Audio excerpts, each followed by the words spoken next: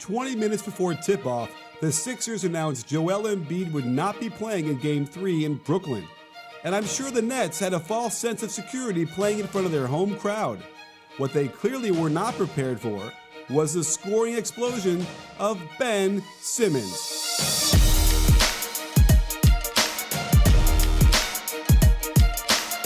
Brett Brown put in a new offensive set in Game 3, something we hadn't seen once during the first two games. And it was running the triangle high post with Simmons to the left elbow. It starts with the guard running a UCLA cut off of him, then Simmons turns to set an inside ball screen. He flips it, gets Butler's man off of him so he can rise up for the open mid-range jumper. Sometimes the first cutter is open, and when Butler hits Redick, it collapses three defenders into the paint, allowing Simmons to slide down, get the pass, and hit this awkward-looking right-handed hook. This time, Butler and Simmons run a two-man game at the three-point arc, eventually getting enough space for Butler to spin back to the baseline for this nifty finger roll.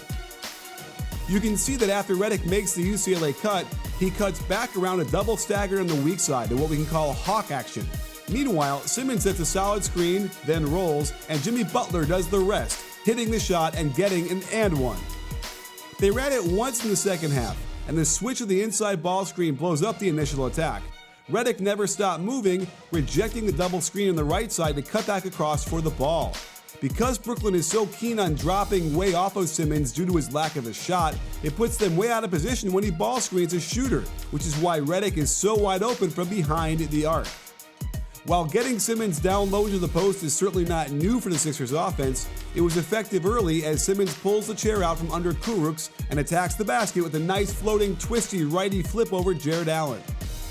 Redick sets this type of screen for Embiid all the time, so it was an easy flow to step up. However, Carroll sagged back in the lane to contain. No matter, Simmons takes his time backing down before finding another awkward righty hook off the glass. Even though Monroe is trying to establish early position at the front of the rim, Simmons can still find some space to operate down there, showing us his patented sweeping right-handed hook. Simmons got more touches on the perimeter like a traditional point guard in Game 3, and we got some nice little movement passing like this dump-off pass for the Tobias 3. When Brett Brown finds creative ways to make Ben Simmons a threat in their offense, he makes everyone around him better. Just like the role Wix plays in helping you design your website. Like Ben's game, the over 500 stunning templates Wix offers can be customized to add anything you want, from text to images to videos and more.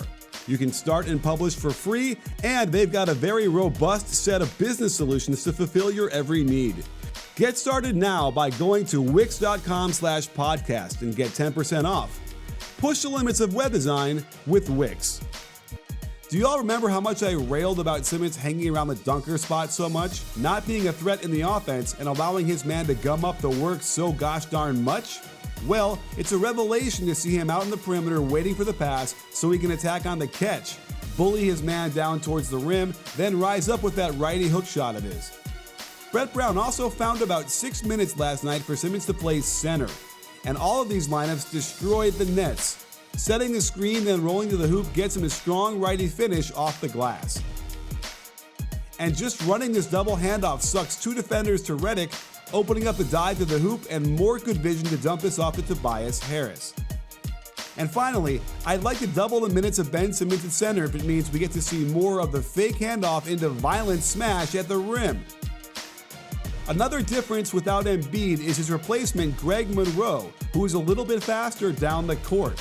Simmons is at his best in the open court when he can use his speed and size, and check how Monroe gets down the court well, grabs the shovel pass, and flips it up and in. Compare that to how slow Embiid has been getting up the court, and also notice how Embiid will gravitate towards the three-point line instead of rim running. It just doesn't get them the same kind of attack. This time, Monroe's hustle down court actually creates the opening for Simmons to score as Monroe clears out the lane as he flies by for the right-hander off the glass. Again, Embiid doesn't even stay on the screen as Simmons pushes the ball hard and fast, and with the defense back, they force the turnover. Let's look at Monroe one more time. He contests the shot, and then he's off to the races, allowing Simmons to find him near the free throw line for the big finish. The Sixers have 2 blowouts in a row under their belt, one with Embiid and one without. Of course, Embiid makes the Sixers better. He's the best center in the NBA. But if you want to see the very best of Ben Simmons, you might want to hope that Embiid needs more rest for his weary knees. I hope you enjoyed this video and it made sense to you as a coach, a player, and a fan. Please give us a thumbs up and comment down below. Plus, I'm offering you a free video with more insights into the way the game is played that will improve your playing and your coaching. Make sure to check back here since I'll have a range of different free videos moving forward and we'll be swapping out links. Click here to watch some other videos I recently produced and hit that subscribe button and adjust your settings so you'll be notified immediately as soon as a new video drops. Thanks for joining me today, and don't forget, sports fans, at BBallBreakdown, we're not a channel, we're a conversation. You in?